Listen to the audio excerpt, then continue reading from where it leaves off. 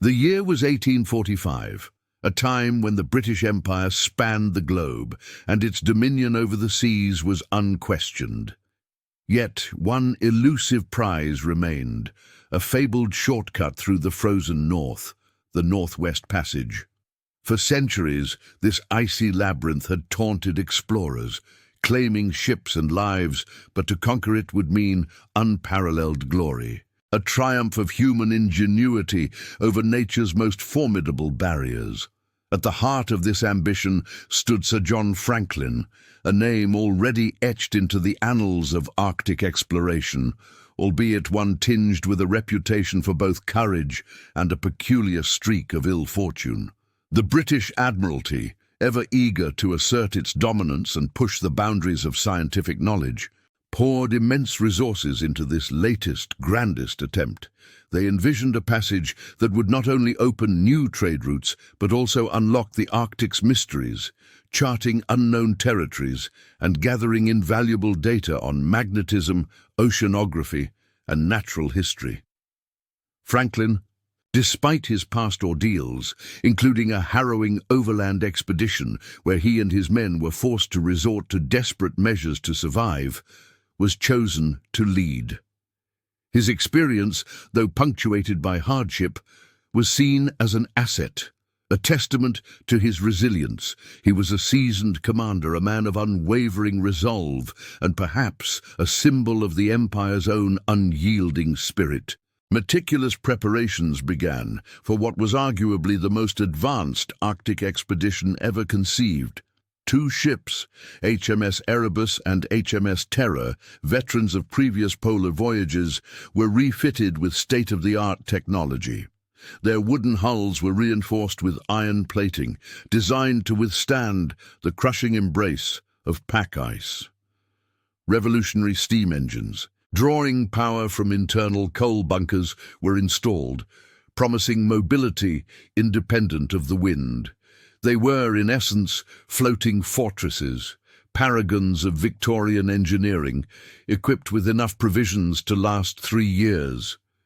Every detail, from the library of books to the canned provisions, was carefully considered, reflecting an era's boundless optimism in human progress. A crew of 129 men, hand-picked for their skill, discipline, and robustness, embarked on this epic journey. They were a cross-section of British society, seasoned naval officers, skilled seamen, scientists, and young midshipmen eager for adventure.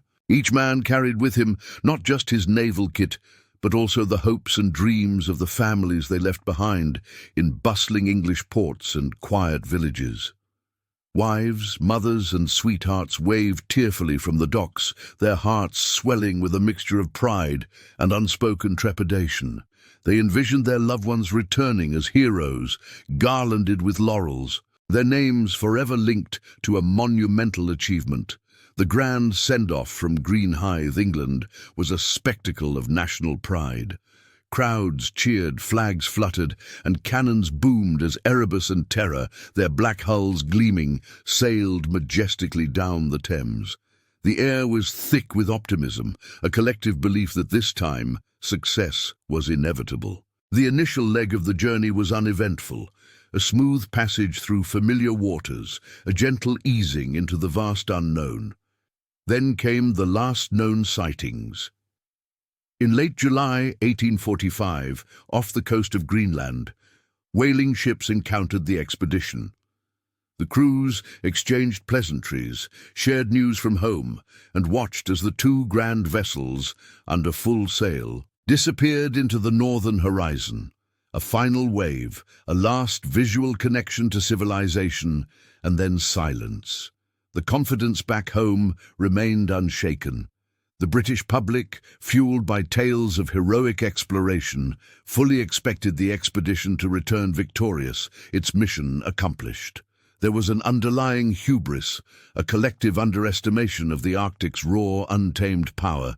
Brief, almost prophetic, warnings from experienced Arctic navigators, men who truly understood the unforgiving nature of the ice, had been largely dismissed as overly cautious.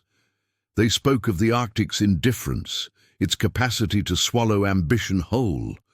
But in the fervor of the moment, these subtle tensions between ambition and the unknown dangers were easily ignored. The vision of glory shone too brightly. And so the magnificent ships, carrying their cargo of hope, ambition, and human vulnerability, sailed onwards, shrinking against the vast, indifferent expanse of the polar sea, until they were nothing more than specks. Then finally, gone. The icy embrace awaited. The expedition, now a solitary speck against the vast canvas of the polar north, pushed deeper into the Arctic archipelago. The initial, almost serene passage quickly gave way to the harsh realities of the high latitudes. Shifting ice became a constant menace, its groaning, grinding presence an unsettling soundtrack to their progress. Unpredictable weather systems, born from the confluence of icy currents and frigid air, descended without warning, transforming clear skies into blinding blizzards. Daylight, once abundant, began to wane, shrinking with each passing degree of latitude, a stark reminder of the approaching polar night. Yet, despite these growing challenges, the crew's resilience remained remarkably high. These were men forged in the crucible of naval service, accustomed to hardship and the unpredictable whims of the sea. Their determination, fueled by a potent blend of duty, ambition, and the sheer novelty of their surroundings, saw them through the initial trials. They worked tirelessly, navigating treacherous leads, reinforcing the ships against minor ice impacts, and maintaining the intricate machinery that powered their innovative vessels. The spirit of adventure, though tempered by the Arctic's stark reality, still burned brightly within them. Amidst the demanding daily grind of navigation and maintenance, the scientific work continued unabated. Officers and designated scientists meticulously charted newly discovered coastlines, the outlines of islands slowly emerging from the mists of the unknown. They made detailed meteorological observations, tracking temperature, wind, and atmospheric pressure, dutifully recording data that would later prove invaluable, though tragically for others. Geologists collected rock specimens, botanists pressed Arctic flora, and zoologists documented the sparse but fascinating wildlife. Every observation, every sample, was a testament to the expedition's dual mandate of discovery and scientific advancement, fulfilling the Admiralty's grand vision. But as the ships ventured further north, a profound sense of isolation began to settle upon the men. The world they knew, the bustling ports, the familiar faces, the comforting rhythms of civilization, receded into an increasingly distant memory. They were cut off, adrift in a primordial landscape of ice and rock. Their only connection to humanity, the 128 other souls, aboard their two small wooden vessels. The vast, empty expanse of the Arctic was both breathtakingly beautiful and terrifyingly indifferent, a stark reminder of their insignificance in its grand scheme. The first winter descended upon them with an almost physical weight, a profound and alien experience for many. The sun, a cherished companion of their journey, dipped below the horizon for what seemed an eternity, ushering in the long polar night. Darkness became their constant companion, broken only by the ethereal glow of the aurora borealis or the flickering lamps below deck. This prolonged confinement, coupled with the absence of natural light, began to take a heavy psychological toll. Minds accustomed to the vastness of the open sea now wrestled with the crushing claustrophobia of ice-locked ships, the endless darkness breeding introspection and, for some, a gnawing anxiety. Whispers of illness began to circulate. The first signs of scurvy, that insidious scourge of long voyages, started to appear among the crew, subtle at first. Lethargy, sore gums, unexplained bruises. Other ailments, born of the cold, damp conditions and monotonous diet, also began to surface. Despite all the provisions and medical supplies, the Arctic environment was relentless in its assault on human physiology. Sir John Franklin, ever the stoic leader, moved among his men, attempting to maintain morale through scheduled drills, theatrical performances, and shared meals. He understood the psychological importance of routine and camaraderie, striving to keep the spirit of exploration alive even as the physical hardships mounted. Contact with the outside world, already tenuous, dwindled to nothing. The infrequent letters they had managed to send during the early stages of their voyage became scarcer, then ceased altogether. The lines of communication, once stretching across oceans, were now severed by miles of impenetrable ice. The ships themselves, once symbols of mobility and progress, became increasingly trapped, their movement restricted to the slow, imperceptible drift of the ice flow that held them captive. The reinforced hulls, designed to withstand the ice, now merely served to hold them firmly within its grasp. The stark beauty of the Arctic landscape, with its towering ice formations, crystalline air, and endless white vistas, remained undeniable. Yet it was a beauty tinged with an unforgiving cruelty. The realization began to dawn upon the men, slowly at first, then with increasing clarity, that this journey was far more arduous, far more demanding than anything they had anticipated. The initial adventure was subtly, insidiously transforming into a desperate struggle. A growing sense of unease, a subtle shift from the thrill of exploration to the grim prospect of survival, began to permeate the icy air, a silent, chilling premonition of the trials that lay ahead.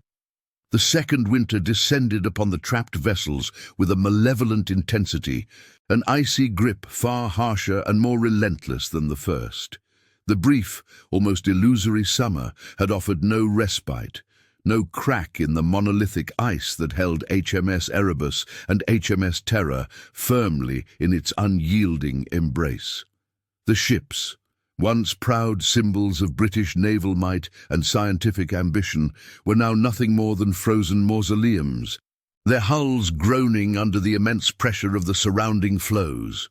The men, their spirits already worn thin by months of darkness and confinement, faced the prospect of another endless polar night, the silence of the Arctic broken only by the mournful howl of the wind and the ominous creak of the ice. It was during this brutal second winter that the first whispers of doubt transformed into the chilling reality of loss.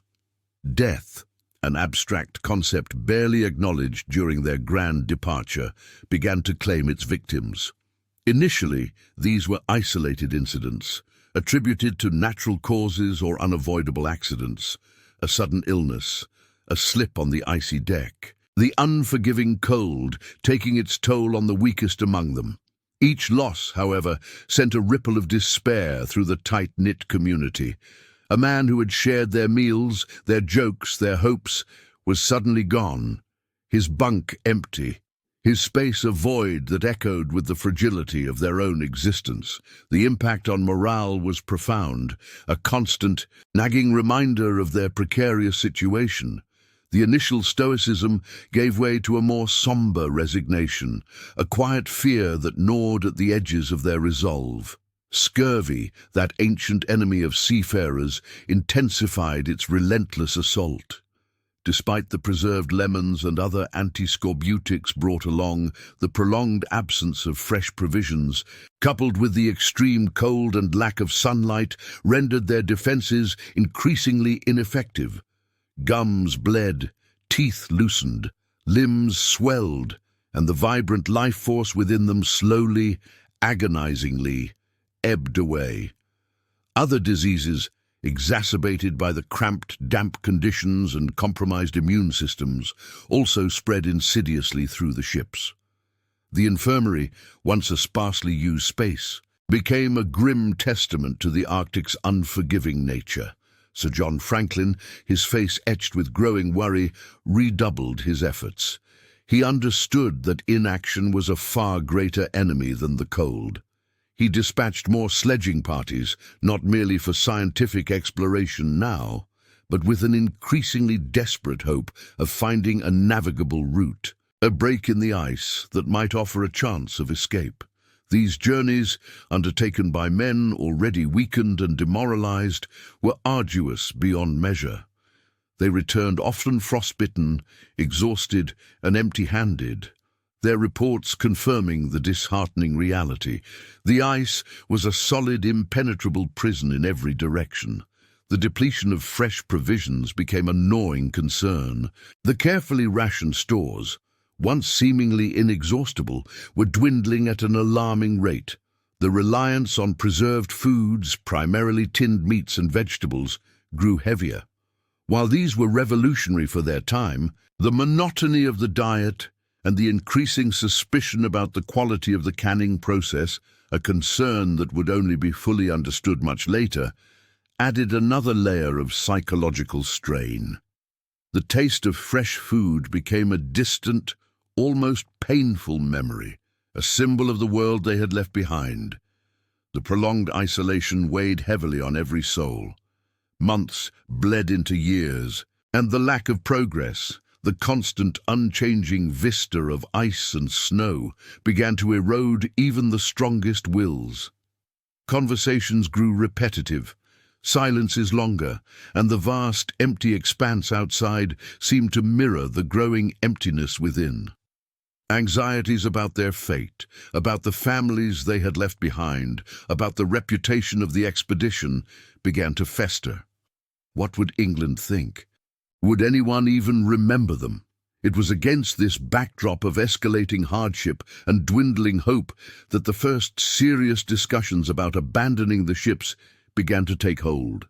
The idea, once unthinkable, a betrayal of their mission and their magnificent vessels, now surfaced with increasing frequency. The difficult decision-making process weighed heavily on Franklin and his officers. To abandon the ships meant admitting defeat, sacrificing the very instruments of their exploration. Yet, to remain trapped meant almost certain death. Every option was fraught with peril, every choice a gamble against the overwhelming odds. The chilling realization that rescue might not come, that they were truly alone in this desolate world, settled over the men like a shroud of ice. The Arctic, once a mysterious challenge, had become a silent, indifferent executioner. Its vast, white silence, broken only by the mournful wind and the groaning of the ice, seemed to mock their dwindling hopes, a constant chilling premonition of their impending doom. The ceaseless burden of command, coupled with the relentless physical and psychological toll of the Arctic, began to manifest itself in Sir John Franklin.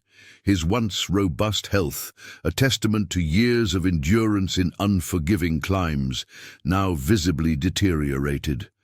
The lines etched around his eyes deepened, not merely from age, but from the constant gnawing worry, the sleepless nights spent strategizing against an unbeatable adversary.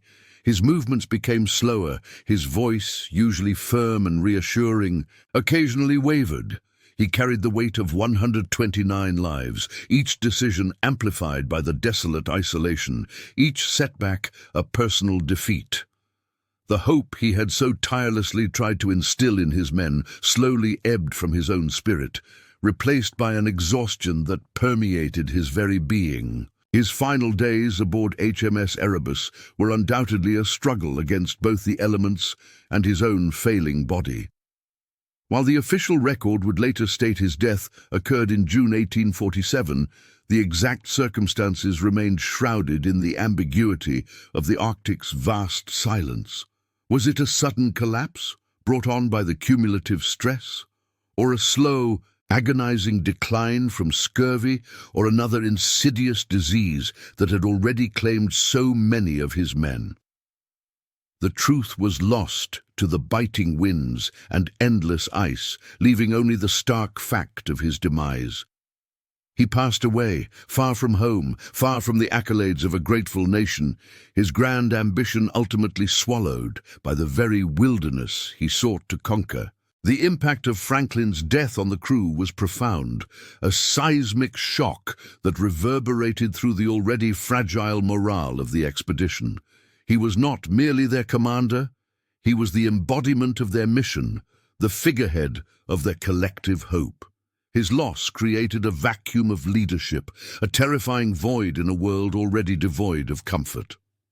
Captain Francis Crozier, a seasoned officer and Franklin's second-in-command, now inherited an impossible task.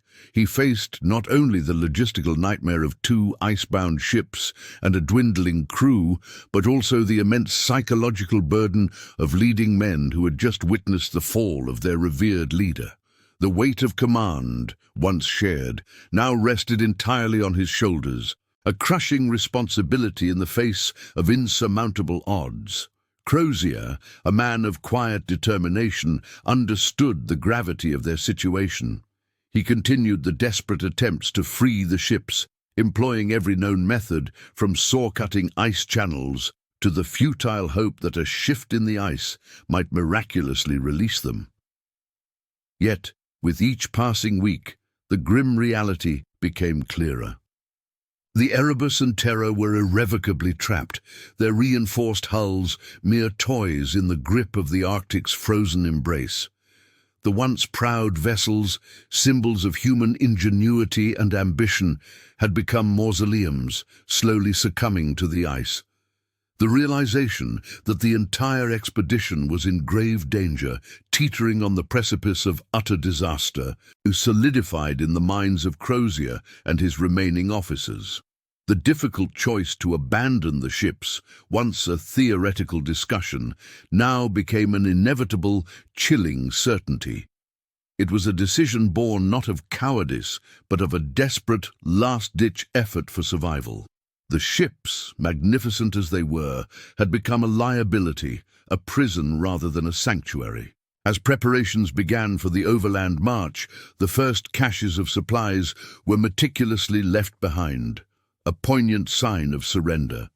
Heavy equipment, scientific instruments, and non-essential items were carefully stored, perhaps with a faint, lingering hope that a rescue party might one day find them, or that they themselves might return. Each item left behind was a small admission of defeat, a concession to the Arctic's overwhelming power. This act marked a profound psychological shift within the expedition. The focus was no longer on exploration, on charting new passages, or on scientific discovery. It had narrowed, starkly and brutally, to pure, unadulterated survival. The grand ambition had dissolved, replaced by the primal instinct to live. Hope for a successful passage, for sailing triumphantly through the Northwest Passage, dwindled to a flicker, then extinguished entirely. The initial optimism, the buoyant spirits of the men who had sailed from England with such grand expectations, had been systematically eroded by 2 brutal years in the ice. The increasing desperation was palpable, a silent scream echoing across the vast, empty landscape. They were truly stranded, utterly alone, at the mercy of a world that cared nothing for their hopes or their suffering. Under this relentless pressure, the crew's resolve, once so unyielding, began to fray. Discipline, though still maintained by Crozier, was tested daily by the gnawing hunger, the pervasive cold, and the ever-present threat of death. Arguments grew more frequent, minor irritations escalated into bitter disputes, and the camaraderie that had bound them together began to crack under the strain. The Arctic's indifference to human suffering became a palpable presence, a vast, white, unfeeling entity that slowly, inexorably tightened its grip. The men were not merely fighting the cold or the ice. They were fighting a losing battle against the very nature of this desolate, beautiful, and utterly merciless land. The decision, agonizing and inevitable, to abandon HMS Erebus and HMS Terror was finally made. On April 22, 1848, after 19 months locked in the ice, Captain Francis Crozier, now the undisputed leader, penned a terse, heartbreaking note. April 22, 1848, H.M. Ships Erebus and Terror were deserted on the 22nd April 1848, 5 leagues NNW of King William Island, where they had been beset since 12th September 1846. The officers and crews, consisting of 105 souls, under the command of Captain F.R.M. Crozier, landed here in lat. 69° 37' 42 and long 98° 41 W. This paper was found by Leut. Irving under the cairn supposed to have been built by Sir James Ross in 1831, on the 28th May 1847. Sir John Franklin died on the 11th June 1847, and the total loss by deaths in the expedition has been to this date 9 officers and 15 men. This chillingly formal record, found years later, was the last definitive message from the expedition, a stark epitaph for their grand endeavour. The arduous process of preparing for the overland march began with a desperate urgency. Every man who could still move was pressed into service, their weakened bodies straining against the crushing weight of their task. They had to select only the most essential supplies, an agonizing series of choices where every item left behind felt like a piece of their rapidly diminishing hope. Scientific instruments, books, personal mementos, all were sacrificed to the stark necessities of survival. The mental and emotional toll of these decisions was immense, each discarded item a further acknowledgement of their dire straits. Their plan was to drag heavy boats and provisions across the desolate frozen landscape towards the Great Fish River, a faint, distant lifeline that they hoped would lead them to civilization. These boats, once used for reconnaissance or ferrying supplies, now became their primary mode of transport for their remaining provisions and their ailing companions. The act of pulling these cumbersome vessels, laden with what little food and equipment they had, across the uneven, icy terrain, was an immense physical challenge. Each step was a battle against the brutal elements and their own failing strength. The men, already weakened by scurvy, starvation, and the relentless cold, found their reserves of endurance pushed beyond breaking point. Their bodies screamed in protest, but the fear of a lingering death in the ice drove them onward. Leaving their ships, the Erebus and Terror, behind was a profound psychological blow. These vessels had been their homes, their sanctuary, their last tangible link to the world they had left behind. To turn their backs on them, knowing they would likely never return, was to sever the final thread of their previous existence. The ships, once symbols of British naval might and scientific ambition, were now haunting spectres, frozen monuments to a dream that had turned into a nightmare. They stood deserted, their masts pointing accusingly at the indifferent Arctic sky, silent witnesses to the tragedy unfolding around them.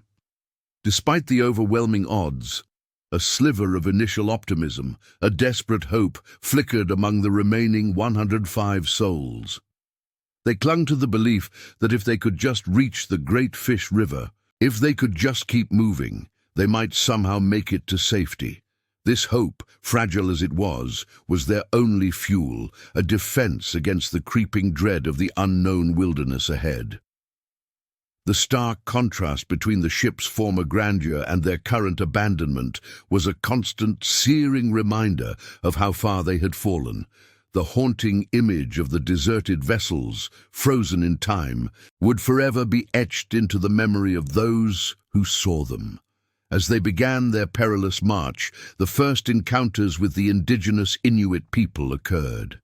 These encounters, fleeting and often misunderstood, would later prove to be crucial in piecing together the expedition's fate. The Inuit, whose lives were intrinsically linked to the Arctic, observed the white men with a mixture of curiosity and concern.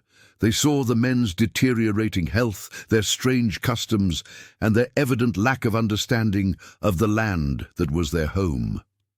The Inuit accounts, passed down through generations, spoke of emaciated men struggling to drag heavy loads, their faces etched with despair. The crew's health, already precarious, continued its precipitous decline. The onset of severe scurvy became rampant, its debilitating effects manifesting in swollen limbs, bleeding gums, and profound weakness. The preserved provisions meant to sustain them were proving insufficient, and perhaps, as later evidence would suggest, actively contributing to their demise. The psychological toll of the prolonged isolation, combined with the physical agony, began to take its final, devastating toll. Each day, the creeping dread of the unknown wilderness ahead grew more potent, a cold, silent promise of the suffering that lay in wait. The Arctic, vast and merciless, was slowly but surely claiming its victims, one by one. The overland march, a desperate gamble for survival, began with a chilling confirmation of its inherent impossibility. The relentless cold bit into their bones, an unyielding adversary that sapped their strength with every breath. Blizzards, sudden and violent, swept across the barren landscape, turning the world into a blinding, suffocating white. Treacherous terrain, a chaotic mosaic of jagged ice, deep snowdrifts and hidden crevasses, made every step a monumental effort. The heavy boats they dragged, laden with supplies they could ill afford to leave behind, became anchors, pulling them deeper into exhaustion. Each man, already a shadow of his former self, felt the icy grip of starvation tightening around his gut, a constant gnawing pain that overshadowed all other sensations. It was not long before the first deaths occurred during the march, not from dramatic incidents, but from the slow, insidious erosion of life. Men weakened beyond recovery simply succumbed to the elements, their bodies giving out under the relentless strain. The grim necessity of leaving their comrades behind, their frozen forms becoming part of the desolate landscape, was a psychological torment as profound as the physical one. There was no time for proper burials, no energy for ceremony, only the urgent, desperate need to keep moving, to outrun the inevitable, even as it claimed more and more of their number. Each abandoned body was a stark reminder of their dwindling chances, a silent promise of their own impending doom. In their desperate hunt for food, the men displayed a tragic inability to adapt to the Arctic environment. They were sailors, not hunters, and the vast, frozen expanse offered little in the way of sustenance for those unprepared to extract it. Their preserved provisions, once their lifeline, now became a source of growing suspicion. The telltale signs of lead poisoning began to manifest, insidious and debilitating. Headaches, crippling abdominal pain, and a profound, irrational lethargy became common, further weakening their already compromised bodies and minds. The lead, leached from the poorly soldered cans, was slowly but surely poisoning them from within, an invisible enemy adding to the visible horrors of their situation. As the physical and nutritional decline accelerated, so too did the psychological breakdown of some individuals. The relentless pressure, the constant fear, the gnawing hunger, and the maddening effects of lead poisoning began to fracture their minds. Delirium, hallucinations, and irrational behavior became more frequent, adding another layer of terror to their ordeal. The once rigid discipline of the Royal Navy began to fray, then splinter. Small groups, driven by a desperate, misguided hope, broke off from the main party, believing their chances were better alone, only to vanish into the vast, indifferent wilderness. These splinter groups, often led by men whose judgment was clouded by desperation and illness, were merely accelerating their own demise. The Inuit accounts, later collected by search parties, painted a chilling picture of these final, desperate days. They spoke of seeing emaciated, delirious men, some dragging sledges, others simply stumbling, their eyes vacant and their movements erratic. These encounters, often brief and marked by mutual incomprehension, were the last glimpses of the expedition members before they disappeared entirely. The Inuit, with their profound understanding of the Arctic, recognized the signs of impending doom. They saw men who were utterly out of their element, dying slowly, tragically, in a land they did not understand. The tragic irony of their situation was that they were, at times, unknowingly close to potential survival routes or areas where game might have been found. Had they possessed the knowledge and skills of the Inuit, their fate might have been different. But their European training, their reliance on technology and rigid protocols proved utterly useless in the face of the Arctic's raw power. The sheer scale of the Arctic wilderness dwarfed any human effort, any individual will. It was an environment that demanded respect, adaptation, and an intimate understanding, none of which the Franklin expedition possessed in their final, desperate days. The growing realization that their situation was utterly hopeless must have been a crushing burden. Hope, the last thing to die, was slowly being extinguished by the relentless march of despair. Each fallen comrade, each failed attempt to find food, each biting wind, chipped away at their resolve. The chilling evidence of cannibalism, later uncovered through archaeological analysis of bones found at various sites, stands as a grim testament to the absolute extremity of their suffering. It was the ultimate, horrifying act born of unimaginable desperation, a final tragic surrender to the primal instinct for survival when all other avenues had closed. The Arctic, in its cold, silent indifference, bore witness to the complete and utter collapse of human order and dignity. The stark reality of the Franklin expedition's demise, glimpsed through the tragic remnants they left behind, found its most poignant and often disturbing expression in the oral traditions of the Inuit. For generations, these indigenous peoples had been the true masters of the Arctic, their lives inextricably linked to its rhythms and its unforgiving demands. Their stories, passed down through families and communities, offered an invaluable, yet frequently overlooked, alternative narrative to the official British accounts. These were not tales of heroic exploration, but of bewildered, suffering men, utterly unsuited to the environment they had so dramatically underestimated. The Inuits' initial sightings of the Franklin expedition were not of grand ships sailing triumphantly, but of strange vessels eventually locked fast in the ice, and later of even stranger men. They observed the Europeans with a detached curiosity, noting their elaborate clothing, their unfamiliar tools, and their peculiar customs. As time wore on, however, curiosity gave way to concern, then to a profound sadness. The Inuit witnessed firsthand the inexorable decline of the expedition members. They saw the men's faces grow gaunt, their bodies weaken, and their movements become increasingly erratic. They noted the signs of scurvy, the telltale swollen gums and lethargy, and the unsettling vacant stares that hinted at mental deterioration, likely exacerbated by lead poisoning. In their inherent generosity and deep understanding of Arctic survival, some Inuit attempted to offer help or guidance. They approached the struggling Europeans with food, with advice on hunting, and with suggestions for navigating the treacherous landscape.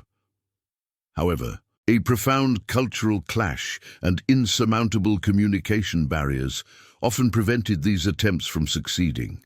The British, steeped in their own sense of superiority and colonial ambition, often dismissed the Inuits' knowledge, failing to grasp that these primitive people held the very keys to their survival.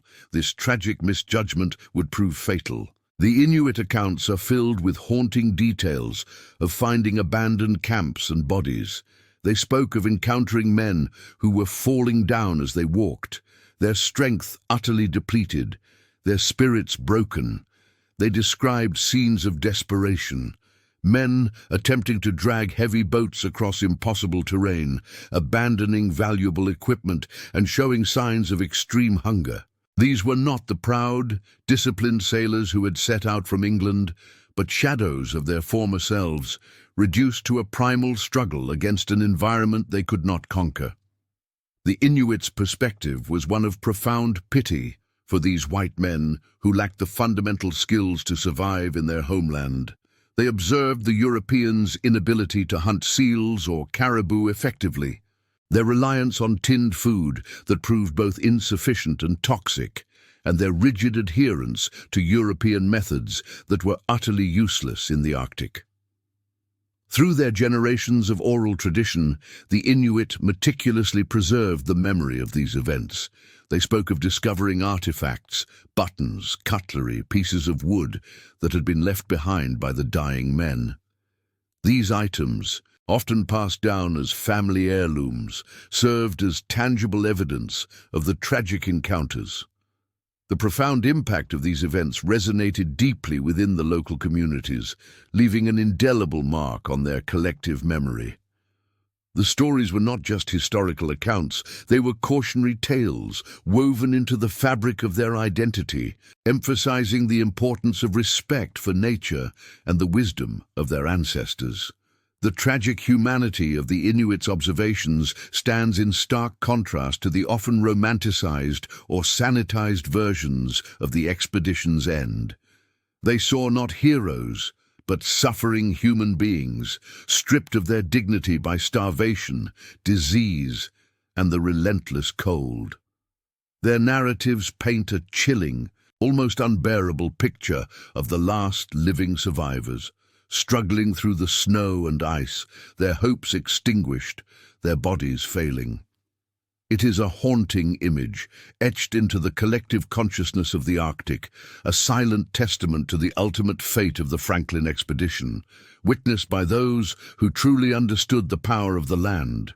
The Inuits' unwavering memory and detailed accounts would, decades later, prove instrumental in guiding search parties and uncovering the grim truth, finally giving voice to the silent victims and shedding light on the true nature of their desperate end. Their traditions became a living archive, preserving the final agonizing chapter of an expedition that vanished into the ice, but not into oblivion. Years bled into a decade, and then more, with no word, no whisper from the Franklin expedition. The initial public optimism that had buoyed their departure slowly curdled into a gnawing anxiety, then outright fear.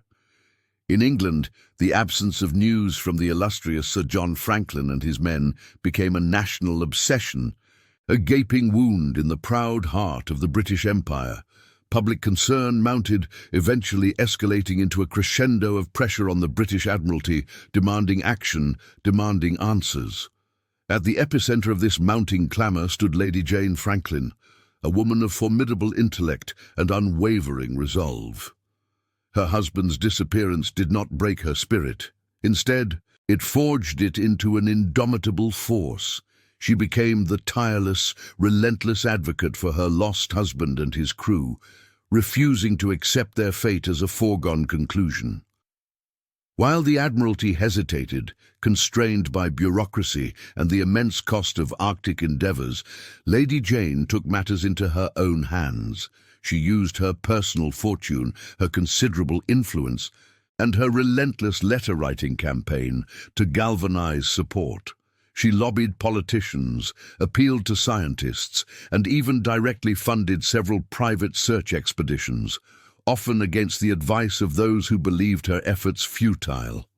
Her devotion was legendary, a beacon of hope and determination in an increasingly bleak landscape of uncertainty.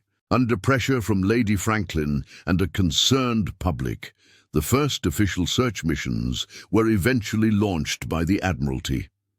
These were monumental undertakings, vast in scale, attempting to penetrate the same icy labyrinth that had swallowed Franklin. However, the sheer, unimaginable vastness of the Arctic, its unforgiving terrain, and its capricious weather made these searches incredibly difficult. Ships would become trapped, crews would fall ill, and the elusive nature of the Northwest Passage itself seemed to mock their every effort. Initial theories and speculations about the expedition's fate were rampant. Some clung to the desperate hope that Franklin and his men might still be alive, perhaps trapped, but surviving in some remote bay, awaiting rescue. Others posited that they had successfully navigated the passage, but were simply delayed, or that their ships had been crushed, forcing an overland trek. The desperate attempts to find any trace, any sign, a cairn, a flag, a message in a bottle, consumed these early searches. Each new expedition carried with it the fervent prayer that this would be the one to bring Franklin home. The heroic efforts of other Arctic explorers in the search for Franklin added new chapters to the annals of exploration. Men like Horatio Austin, William Kennedy, and Robert McClure braved unimaginable hardships, pushing the boundaries of known geography, not for personal glory, but for the sake of their lost countrymen. Their voyages, though often unsuccessful in finding Franklin, contributed immensely to the mapping and understanding of the Arctic archipelago. The increasing cost and danger of these search missions, however, began to wear on the Admiralty. Each year, more resources were poured into the frozen north, with little to show, but more ships trapped and more men lost to the relentless cold. Yet, amidst the vast emptiness, emerging clues began to surface, tantalizing and heartbreaking. Graves were discovered, carefully constructed cairns found, and artifacts that clearly belonged to the Franklin expedition started to appear, sometimes traded by Inuit, other times found abandoned in desolate camps. These were not the triumphant signals of a successful expedition, but fragments of a tragedy.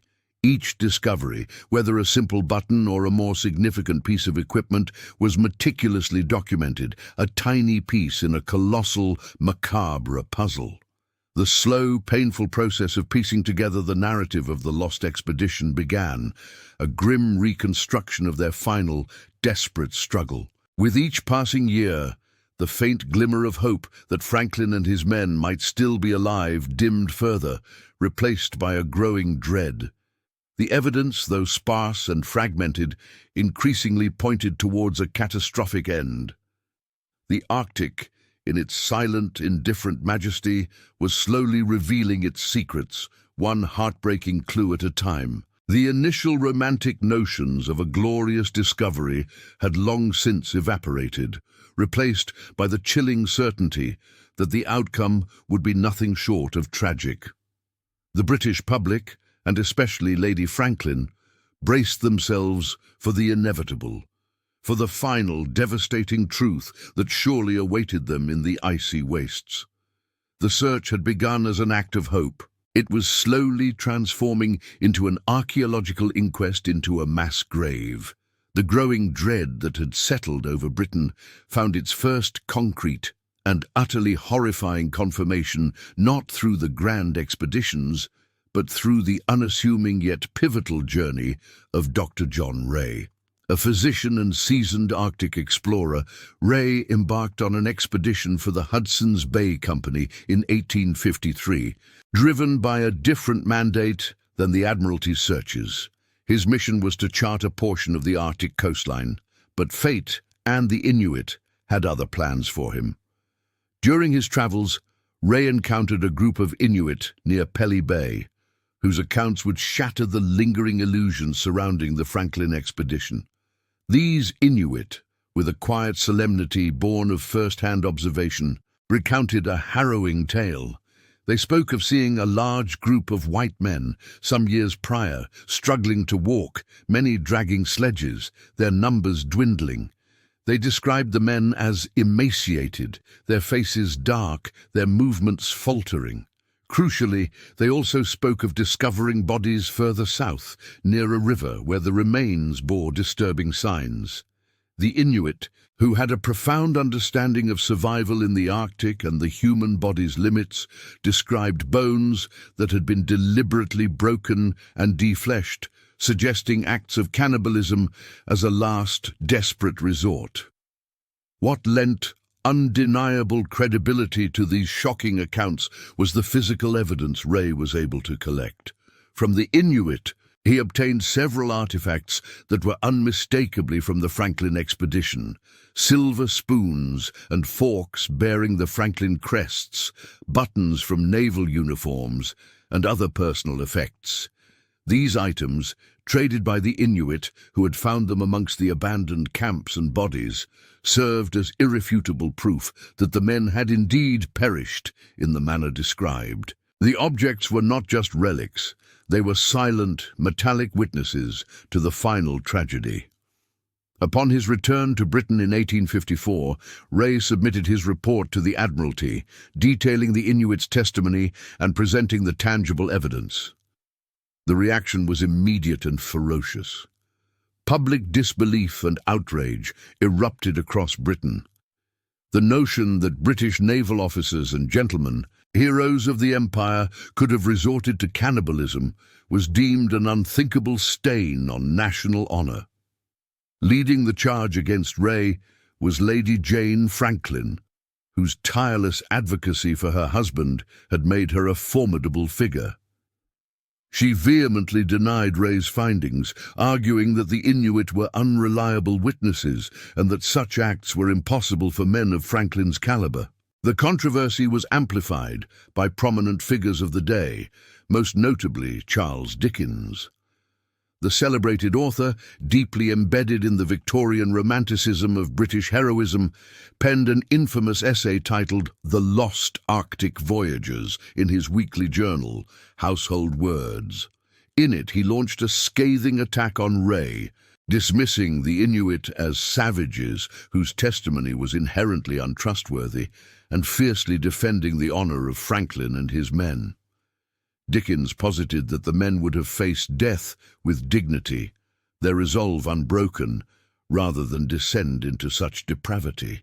This powerful literary voice, combined with the Admiralty's own reluctance to accept such a grim truth, fueled a widespread public rejection of Rae's findings. The conflicting narratives created a profound struggle for truth. On one side stood the stark, unvarnished testimony of the indigenous people, backed by physical artifacts, offering a brutal glimpse into the expedition's final moments. On the other, the powerful currents of Victorian pride, national honour, and the desperate hope of a grieving widow, all conspiring to reject a reality too horrifying to contemplate. The emotional impact of these revelations on the families of the lost men was immeasurable, forcing them to grapple with a moral dilemma: to believe the grim report or cling to the comforting yet increasingly improbable narrative of heroic demise. Despite the public backlash, Rae's report, however unpopular, could not be entirely dismissed. It kept the search efforts alive, though now driven by a desperate desire for definitive proof that might either refute or confirm Rae's claims. Subsequent search expeditions, often funded by Lady Franklin herself, inadvertently began to accumulate evidence that, piece by painful piece, corroborated the Inuit accounts. Discoveries of human remains, with cut marks, scattered bones, and abandoned camps consistent with the Inuit descriptions, slowly began to erode the official denials. The gradual accumulation of this grim evidence, often found far from where the ships were initially abandoned, solidified the chilling confirmation that the expedition had indeed met a terrible end. One far more agonizing and desperate than anyone in Britain had dared to imagine. The slow dawning of the full horror of the men's final days, their descent from disciplined naval officers to starving, desperate individuals, began to settle like a shroud over the nation. Rae, though reviled in his time, had been the one to first bring the unvarnished truth to light, forcing a confrontation with the brutal realities of survival in the unforgiving Arctic. His discoveries marked a turning point, transforming the Franklin mystery from a tale of lost heroes into a testament to human endurance pushed beyond its limits, culminating in a tragedy of unimaginable proportions. The grim picture he painted, initially rejected, would ultimately be vindicated by the cold, hard facts of science and archaeology. The grim picture painted by Rae, initially rejected, would ultimately be vindicated by the cold, hard facts of science and archaeology. The first tangible, undeniable evidence of the expedition's fate, beyond scattered artifacts and Inuit testimonies, emerged with the discovery of the first graves on Beechey Island. This small, desolate outpost, Ironically, a place where the expedition had spent its first winter held the silent frozen remains of three men: John Torrington, John Hartnell, and William Brain. Their headstones, stark against the barren landscape, were the first official markers of the tragedy, a somber realization for a world still clinging to hope. These graves, found by one of the early search parties, offered a chilling prelude to the larger catastrophe. For decades, these graves stood as silent sentinels, a haunting reminder of the expedition's initial struggles. But in the 1980s, a new chapter of scientific inquiry began, led by the forensic anthropologist Owen Beatty, driven by a desire to understand the true cause of death and the conditions endured by the men. Beatty embarked on a groundbreaking and ethically complex mission, the exhumation of the bodies. What he and his team uncovered was nothing short of astonishing. The permafrost had acted as a natural freezer, preserving the bodies of Torrington, Hartnell, and Brain with an eerie, almost lifelike fidelity. Their faces, though distorted by death and the passage of time, were remarkably intact, offering a direct, albeit frozen, window into the past. The scientific analysis that followed these exhumations was groundbreaking. Beatty's team meticulously examined the remains, performing autopsies in the harsh Arctic conditions. The initial findings confirmed what many had suspected. Scurvy was rampant, its telltale signs visible in the bones and tissues. But a more insidious killer was also uncovered. Hair and bone samples revealed alarmingly high levels of lead in the men's systems. This discovery pointed directly to the expedition's tinned food supplies, which were sealed using lead solder. The lead, leaching into their provisions, would have caused chronic lead poisoning, leading to a host of debilitating symptoms. Mental confusion, abdominal pain, weakness, and neurological damage. This insidious affliction would have severely compromised their physical and mental capacities, making them less able to cope with the brutal Arctic environment and the escalating challenges of survival. The impact of these findings on understanding the expedition's demise was profound. It provided a concrete, scientific explanation for the men's deteriorating health, their strange behavior reported by the Inuit, and their ultimate inability to survive. The high lead levels, combined with the ravages of scurvy and the relentless cold, created a perfect storm of factors that systematically weakened the men, both physically and psychologically. The ethical considerations of disturbing human remains were not taken lightly, but the scientific insights gained were invaluable, offering unprecedented detail into the final days of these lost explorers.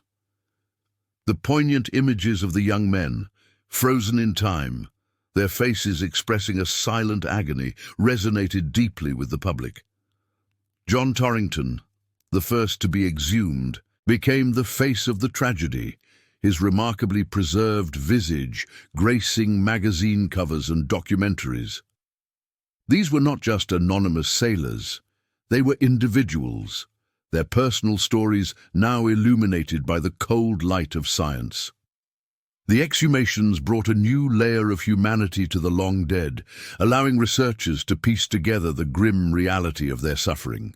The scientific evidence further debunked the heroic myths that had long surrounded the expedition. This was not a story of noble, stoic men succumbing to the elements with dignity, as Charles Dickens had so fervently argued. It was a story of slow, agonizing decline, exacerbated by factors entirely within human control, yet unknown at the time. The cold, hard facts emerging from the frozen earth laid bare the harsh conditions, the relentless suffering, and the systemic failures that contributed to the ultimate tragedy. Beechy Island, once just a waypoint, became a powerful symbol of the expedition's ill-fated journey, its graves whispering truths that had been silenced for over a century. The silent testimony of these three men, exhumed from their icy tombs, provided irrefutable proof that the Arctic's embrace was not merely cold, but also poisoned.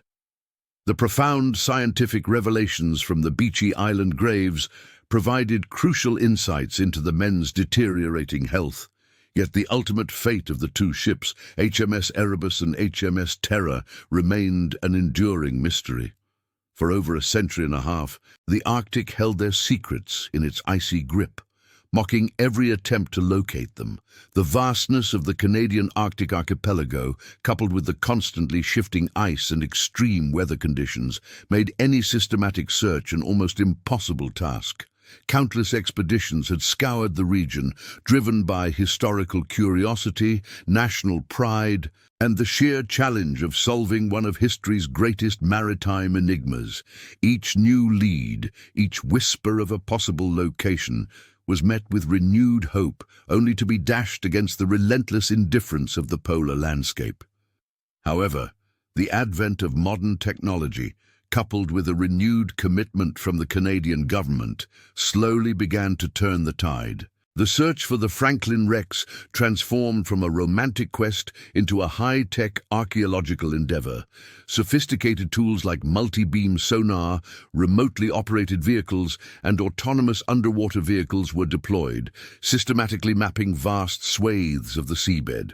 These technologies allowed search teams to peer through the murky, frigid waters, creating detailed topographical maps of the ocean floor, revealing anomalies that might hint at the presence of the lost vessels.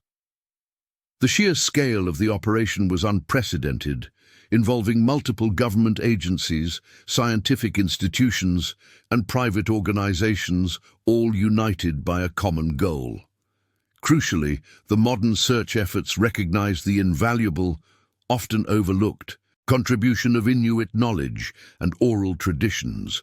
For generations, Inuit elders had passed down stories of the white men's ships and their tragic end.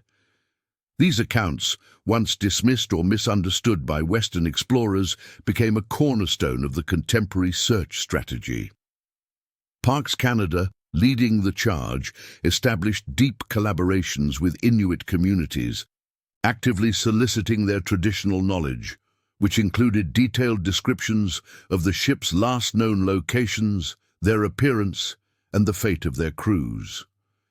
These oral histories, rich with geographical detail and observational accuracy, provided critical intelligence, narrowing down the immense search area and guiding the high-tech equipment to specific, promising locations. This respectful integration of indigenous wisdom with cutting-edge science proved to be the decisive factor. The dramatic breakthrough came in September 2014. After years of painstaking work and guided directly by Inuit testimony regarding a specific area, the sonar of the RV Martin Bergman detected a large anomaly in the waters of Wilmot and Crampton Bay near King William Island. What they found sent shockwaves around the world. The remarkably preserved wreck of HMS Erebus. The discovery was nothing short of miraculous. Lying upright on the seabed in relatively shallow water, its masts broken, but its hull largely intact, the Erebus appeared almost as if it had settled gently into its final resting place. The ship, which had vanished with all hands, suddenly reappeared, a ghostly testament to a bygone era. The emotional impact of this discovery was immense, bringing a sense of closure to a mystery that had captivated generations. For many, it was as if a long-lost friend had finally returned home. Just 2 years later, in September 2016, the second ship followed. Again, guided by Inuit oral tradition and a detailed map drawn by an elder, a search team discovered HMS Terror in Terror Bay, an inlet off King William Island. This wreck was found in even more pristine condition than the Erebus, its 3 masts still standing, windows intact, and many internal features remarkably preserved. It was as if the ship had simply been lowered to the seabed, a perfect time capsule from the mid-19th century. The double discovery was an archaeological triumph, a validation of persistent effort, scientific rigor, and the profound wisdom of the Inuit people. These discoveries opened up unprecedented opportunities for archaeological exploration and understanding. The wrecks, lying in the cold, dark and anoxic waters of the Arctic, were incredibly preserved, offering a unique glimpse into the daily life and final moments of the Franklin expedition. Divers and ROVs began the painstaking work of documenting the sites, recovering artifacts, and studying the ship's structures. Each recovered item, from a dinner plate to a cannon, told a story, adding layers of detail to the narratives already pieced together from graves and historical records. The challenges of underwater archaeology in such extreme Arctic conditions were formidable, requiring specialized equipment, highly trained personnel, and meticulous planning. Yet, the potential rewards were immense, promising to unlock secrets that had been hidden for over 170 years. The ships, now protected National Historic Sites, served as tangible links to the past, holding countless secrets within their decaying timbers and silted compartments. They were more than just wrecks, they were time capsules, offering a portal back to the hopes, fears, and ultimate despair of 129 men. The ongoing work to recover artifacts and study the wrecks continues to this day, each new discovery deepening our understanding of the expedition's final days. While the discovery of the ships brought a profound sense of closure to the long-standing mystery, it also opened up new questions. What were the men's final thoughts as their ships became trapped? What desperate measures did they take before abandoning their floating homes? The silent presence of Erebus and Terror, now resurfaced from oblivion, continued to whisper tales of tragedy, resilience, and the relentless power of the Arctic, ensuring that the Franklin expedition would forever remain a subject of fascination and study. The discovery of the ships, though a monumental achievement, was merely one chapter in the unfolding saga of the Franklin expedition. Beyond the scientific data and the archaeological marvels lay the profound human stories of the men aboard the Erebus and Terror, and the families they left behind. Their letters home, penned with hopeful anticipation in the early days of the voyage, spoke of grand adventure, scientific discovery, and the unwavering belief in their eventual triumph. These missives, often filled with reassurances and dreams of future reunions, became poignant relics of a future that never arrived, their words echoing with an unwitting irony. Each carefully chosen phrase, each promise of return, magnified the tragedy of their ultimate fate. For the families in England, the years of silence stretched into an agonizing eternity. Wives, mothers, and children clung to fading hopes, their lives consumed by an endless vigil. Lady Jane Franklin, Sir John's indomitable wife, became the embodiment of this enduring grief and tireless resolve. Her devotion was legendary, her relentless pursuit of answers shaping not only the narrative of the expedition, but also the very landscape of Arctic exploration. She financed numerous search expeditions, lobbied politicians, and appealed to the public, refusing to accept that her husband and his men could simply vanish without a trace. Her unwavering spirit, even in the face of widespread skepticism and official indifference, transformed a personal tragedy into a national obsession, ensuring that the lost expedition would not be forgotten. The psychological impact of the expedition's fate reverberated deeply through Victorian society. It challenged the era's prevailing notions of imperial might, scientific supremacy, and human dominion over nature. The idea that 129 of Britain's finest, equipped with cutting-edge technology, could be so utterly defeated by the Arctic wilderness was a profound shock. The mystery surrounding their disappearance, coupled with the grim revelations that slowly emerged, fueled a cultural resonance that permeated literature and art. The Franklin mystery became a cautionary tale, a Gothic narrative of hubris and doom, captivating imaginations with its blend of heroism, horror, and the unknown. Poets, novelists, and artists explored themes of isolation, madness, and the terrifying beauty of the frozen North, ensuring the expedition's story remained ingrained in the collective consciousness. This enduring fascination with the unknown and the tragic aspects of the Franklin expedition reshaped the very approach to Arctic exploration. The lessons learned from their catastrophic failure were stark and undeniable. Future expeditions began to prioritize survival skills, indigenous knowledge, and a profound respect for the unforgiving nature of the Arctic environment. The romanticized ideal of the gentleman explorer, often ill-equipped for the brutal realities of the ice, slowly gave way to a more pragmatic and resilient model of exploration. The expedition served as a brutal yet essential education, forcing a re-evaluation of preparation, equipment, and the psychological toll of prolonged isolation. The men of the Franklin expedition, though lost, were not forgotten. Their names, once emblazoned on the rolls of a proud admiralty, became etched in history as symbols of ambition and sacrifice. Memorials were erected, plaques dedicated, and their story passed down through generations. In the vast, silent expanse of the Canadian Arctic, their haunting presence continues to be felt. The scattered remains of their camps, the poignant graves, and now the silent wrecks of their ships stand as a solemn testament to the human cost of ambition and scientific endeavor.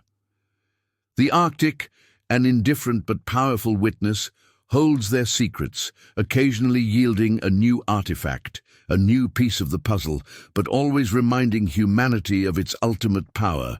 The silent testimony of the wrecks and the scattered remains of the men continue to speak volumes, a perpetual whisper of the past in the vast, frozen landscape.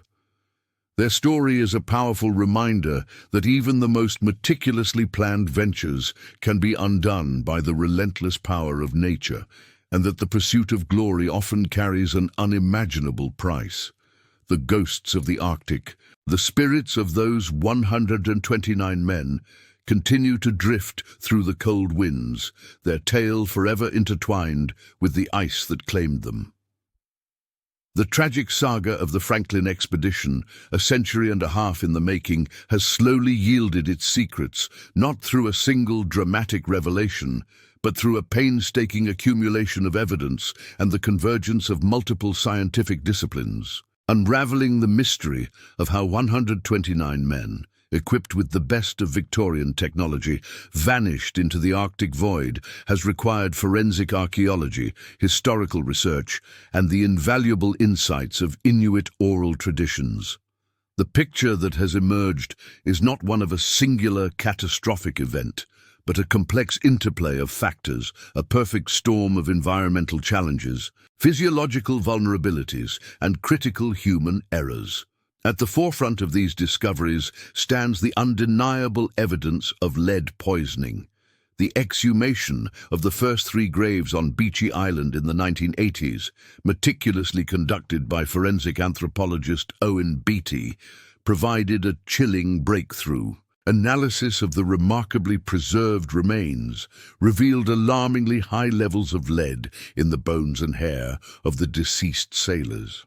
This discovery strongly implicated the expedition's provisions, particularly the newly introduced canned goods, which were sealed with lead solder. It became clear that the men had been slowly poisoned, an insidious affliction that would have manifested as severe cognitive impairment, neurological damage, and a profound weakening of their physical and mental resilience. Imagine the creeping paranoia, the irrational decision-making, the lethargy that would have afflicted even the strongest men, all exacerbated by the brutal Arctic conditions. This silent killer undoubtedly compromised their ability to navigate, hunt, and make sound judgments in a life-or-death situation. Scurvy, the ancient scourge of sailors, also played a devastating, pervasive role. Despite the Admiralty's belief that citrus-based preservatives and canned vegetables would prevent it, the reality was far grimmer. The symptoms of scurvy, debilitating weakness, swollen joints, bleeding gums, and ultimately organ failure would have steadily eroded the crew's health and morale. The lack of fresh provisions for extended periods, coupled with the lead-contaminated diet, created an environment ripe for this vitamin deficiency to take hold. While not an immediate killer like acute exposure, scurvy would have slowly ground down the men, leaving them vulnerable to every other challenge the Arctic presented. Beyond these well-documented afflictions, other illnesses likely compounded their misery. Tuberculosis, common in Victorian society, would have spread rapidly in the close confines of the ships. Pneumonia, dysentery, and various infections, all exacerbated by cold, malnutrition, and stress, would have taken their toll. The medical records from the expedition are sparse, but the sheer number of men and the prolonged exposure to harsh conditions make it almost certain that a cocktail of diseases weakened the crew long before their final desperate march. Ultimately, starvation was the grim reaper that claimed the majority. As provisions dwindled and hunting efforts proved largely unsuccessful, the men faced a slow, agonizing death from lack of sustenance. The Arctic, while rich in wildlife for those who knew how to find and catch it, was an alien and unforgiving larder for the British sailors. Their reliance on European hunting techniques and their inability to adapt to the local environment meant that even potential food sources remained inaccessible. The accounts from Inuit witnesses consistently described the white men as emaciated, their bodies wasting away, their strength gone. Exposure to the relentless cold, the biting winds, and the constant dampness of the Arctic environment was a continuous, brutal adversary. Without adequate shelter, warmth, and energy from food, hypothermia would have been an ever-present danger, quickly claiming those weakened by disease and hunger. The frozen landscape itself, a beautiful but deadly expanse, became an active participant in their demise. And then there is the most harrowing yet undeniable evidence: cannibalism. Dr. John Ray's controversial report, initially dismissed with indignation, found chilling confirmation decades later through forensic analysis of human remains found at various sites. Cut marks on bones, indicative of defleshing, and signs of bone marrow extraction paint a grim picture of men driven to the absolute extremes of survival. This wasn't savagery, but a desperate last-ditch effort to survive when all other options had vanished, a testament to the unimaginable suffering they endured. The interplay of these factors created a perfect storm. Lead poisoning impaired judgment, scurvy and disease weakened bodies, starvation and exposure relentlessly chipped away at their lives, and ultimately the most primal instincts took over. Poor decision-making, likely fueled by lead intoxication and the desperation of their situation, meant they failed to heed Inuit warnings and advice. Their Victorian hubris, their unwavering belief in the superiority of British technology and methods, led them to underestimate the Arctic's power and dismiss the invaluable local knowledge that could have saved them. Modern science and archaeology have provided definitive answers, transforming the Franklin expedition from a tantalizing mystery into a comprehensive, devastating picture. The full, devastating truth reveals not just a tragic accident, but a slow, agonizing decline brought about by a confluence of factors, each feeding into the other. The tale of the Franklin expedition is a stark reminder of humanity's vulnerability when confronted by the raw, untamed power of nature and the critical importance of humility and adaptability in the face of the unknown. The full, devastating truth reveals not just a tragic accident, but a slow, agonizing decline brought about by a confluence of factors, each feeding into the other. The tale of the Franklin expedition is a stark reminder of humanity's vulnerability when confronted by the raw, untamed power of nature and the critical importance of humility and adaptability in the face of the unknown. With the ships finally located, the focus shifted from forensic analysis of remains to the detailed archaeological work on the wrecks of Erebus and Terror. These underwater mausoleums, remarkably preserved by the frigid Arctic waters, offered an unprecedented window into the daily lives of the men and the precise conditions of their final years. Parks Canada, in collaboration with Inuit Guardians, embarked on a meticulous recovery effort, operating under the most challenging environmental conditions. Divers carefully navigated the dark, icy depths, documenting every detail, each artifact a whisper from the past. The recovery of personal artifacts has been particularly poignant, breathing life back into the men's stories. A toothbrush, a naval button, a seaman's boot, a piece of crockery. Each item, small as it may be, connects the present to those who vanished. These objects are not just historical curiosities, they are tangible links to the individuals, reminding us that behind the grand narrative of exploration and tragedy were real men with hopes, fears, and daily routines.